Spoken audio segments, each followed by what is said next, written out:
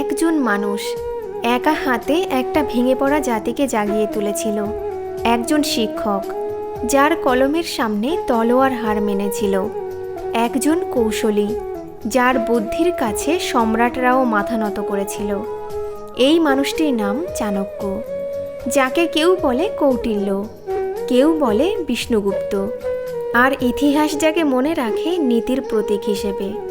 আজকের এই ভিডিওটিতে আমরা শিখব কিভাবে চাণক্যের জ্ঞান ব্যবহার করে দুষ্টু মানুষকে জব্দ করা যায়, নিজের সম্মান রক্ষা করা যায়, ধ্বংসের পথ থেকে বেরিয়ে সাফল্যের পথে হাঁটা যায়। যারা বারবার বিশ্বাসঘাতকতা পেয়েছ, যাদের পরিশ্রমের কদর কেউ করে না, যারা চুপচাপ সহ্য করে চলেছ, আজ থেকে তোমার ভেতরের চাণক্যকে জাগিয়ে তোলার দিন। প্রথমে বুঝে নেওয়া যাক চাণক্য কে ছিলেন। একজন দরিদ্র ব্রাহ্মণ পণ্ডিত, কিন্তু তার মাথার ভেতর ছিল একটা সম্পূর্ণ সাম্রাজ্যের মানচিত্র। তখন ভারত বিভক্ত, ছোট ছোট রাজ্য, নানান রাজা, চারিদিকে ষড়যন্ত্র, আক্রমণ, লোভ আর বিশ্বাসঘাতকতা।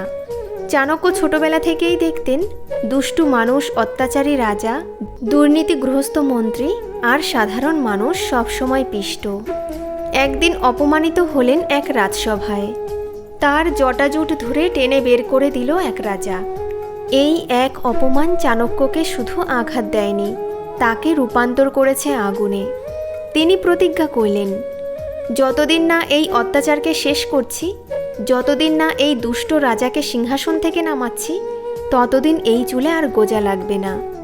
এভাবেই শুরু হলো এক মানুষ, এক মস্তিষ্ক, এক প্রতিজ্ঞা, যার হাতে জন্ম নিল চন্দ্রগুপ্ত মৌর্যের মতো সম্রাট, আর যার নীতি আজও অফিস রাজনীতি থেকে শুরু করে পারিবারিক কূটনীতি সবখানেই প্রযোজ্য। এখন একটা প্রশ্ন, তোমার জীবনেও কি এমন কেউ আছে যে তোমার হাসি দেখে সহ্য করতে পারে না, যে সামনে খুব মিষ্টি কথা বলে, পেছনে কুৎসা রটে, যে তোমার প্রতিটা ভুলকে বড় করে দেখায়, কিন্তু তোমার একটাও ভালো কাজ চোখে দেখে না, যে বন্ধু সাজে কিন্তু গভীরে শত্রু?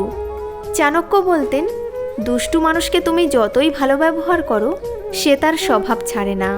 যেমন সাপকে যত দুধই খাওয়াও, তার বিষ কখনো মিষ্টি হয়ে যায় না।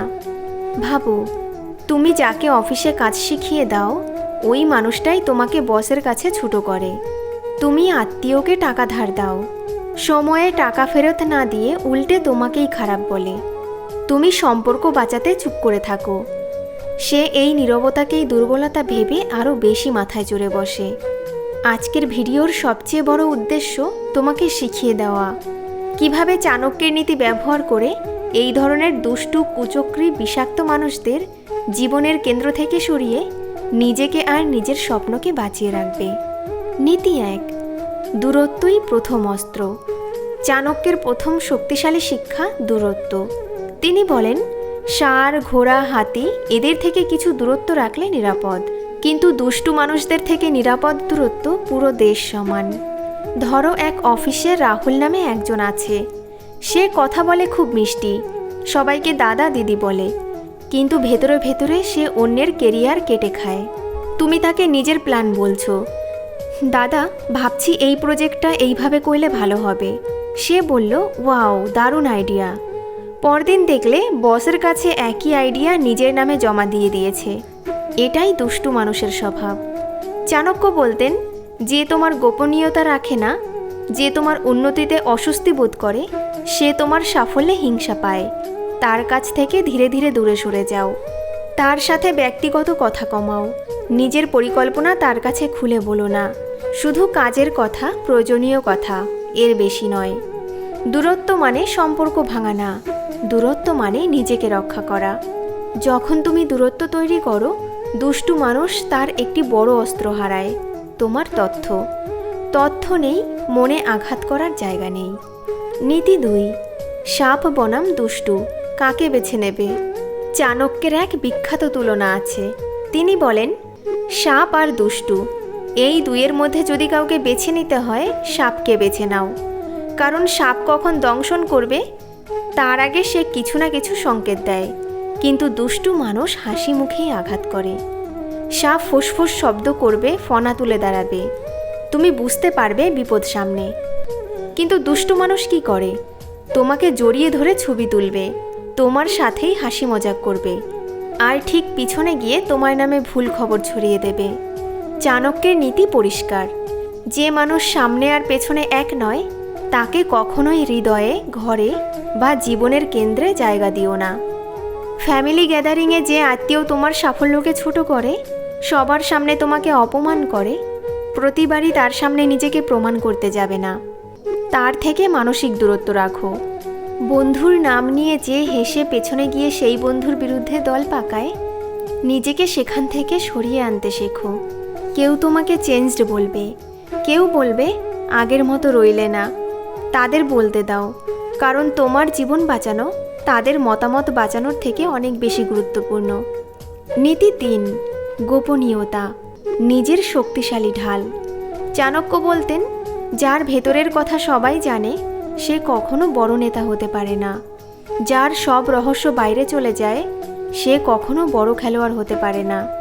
দুষ্টু মানুষের হাতে নিজের গোপন কথা তুলে দেওয়া মানে নিজের অস্ত্র নিজেই শত্রুর হাতে তুলে দেওয়া। 3টি গোপন বিষয় যা কখনো দুষ্টু মানুষের সাথে শেয়ার করবে না। 1, নিজের দুর্বলতা। 2, নিজের পরিকল্পনা। 3, নিজের পারিবারিক সমস্যা। ধরো তুমি ব্যবসা শুরু করতে চাও, তুমি খুব আনন্দ নিয়ে এক আত্মীয়কে সব বলে ফেললে, দেখো আমি এইভাবে শুরু করছি, এগুলো আমার প্ল্যান, এত টাকা ইনভেস্ট করব। দুষ্টু মানুষ প্রথমে বলবে, ইস দারুণ তো, নিশ্চয়ই সফল হবে, কিন্তু পেছনে গিয়ে বলবে ওর মাথা খারাপ, এই মার্কেটে কেউ টিকে থাকতে পারবে না, দেখো কেমন ফ্লপ করে। ধীরে ধীরে তোমার নিজের ভেতরেও সন্দেহ ঢুকতে শুরু করবে। চাণক্যের নির্দেশ, তোমার পরিকল্পনা তখনই বলো যখন সেটা বাস্তবে দাঁড়িয়ে গেছে, তার আগে নয়। তুমি যখন শান্ত, গভীর ও নীরব হয়ে কাজ করো, দুষ্টু মানুষ বুঝতেই পারে না কোথা থেকে তুমি শক্তিশালী হয়ে উঠলে।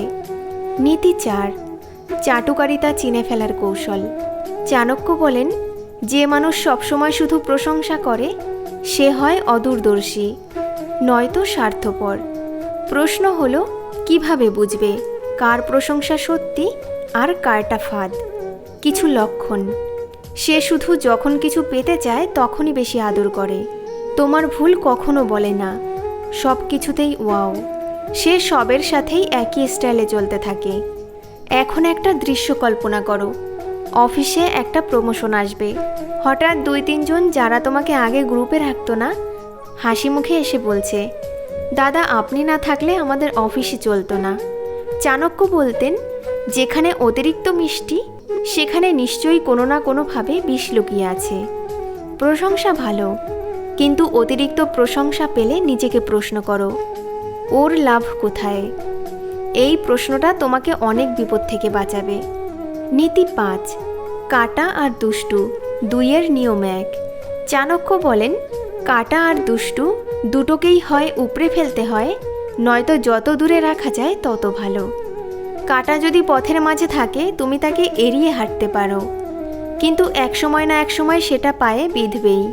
ঠিক একইভাবে দুষ্টু মানুষকে তুমি যতদিন লাগাম ছাড়া রেখে দেবে ততদিন সে নিজের সীমা বাড়িয়ে চলবে। এই ধরনের দুষ্টু লোকেদের সামনে স্পষ্টভাবে নিজের সীমা টেনে দিন। সরাসরি তাদেরকে বলুন, এই ধরনের কথা আমার সামনে বলবেন না, আমার ব্যক্তিগত ব্যাপারে মন্তব্য করার অধিকার আপনার নেই। এই লাইনটা পার করলে কথাবার্তাই বন্ধ। চুপ করে সহ্য করার নাম নম্রতা না, অন্যায়ের সামনে দৃঢ় হওয়ার নামই আসল নম্রতা।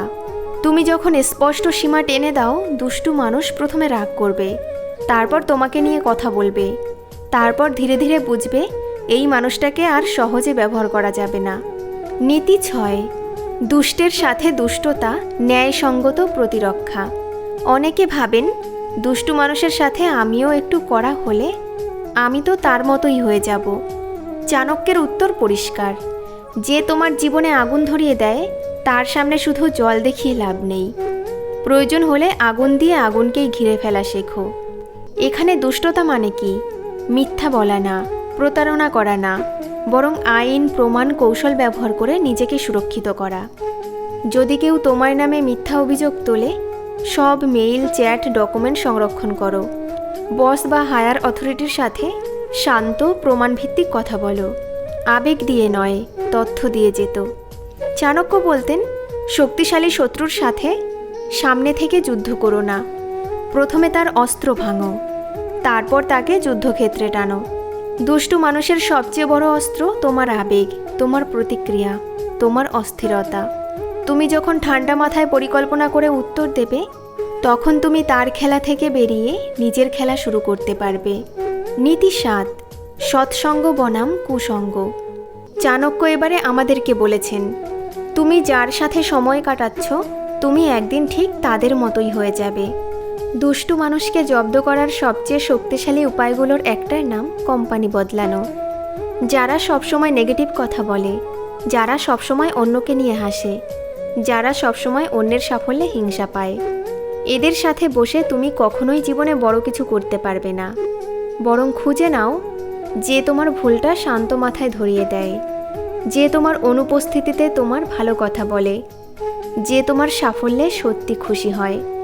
এদের সাথেই বেশি সময় কাটাও। চাণক্যের ভাষায়, সৎগুণী মানুষের সঙ্গ হচ্ছে অমূল্য সম্পদ। এটা টাকা দিয়ে কেনা যায় না, কিন্তু এটা থাকলে টাকাও আসবে, সম্মানও আসবে, শান্তিও আসবে।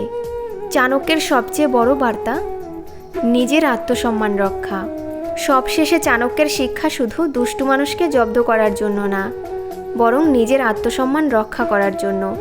তিনি বলতেন, যেখানে তোমার সম্মান নেই সেখানে তোমার থাকা উচিত নয়।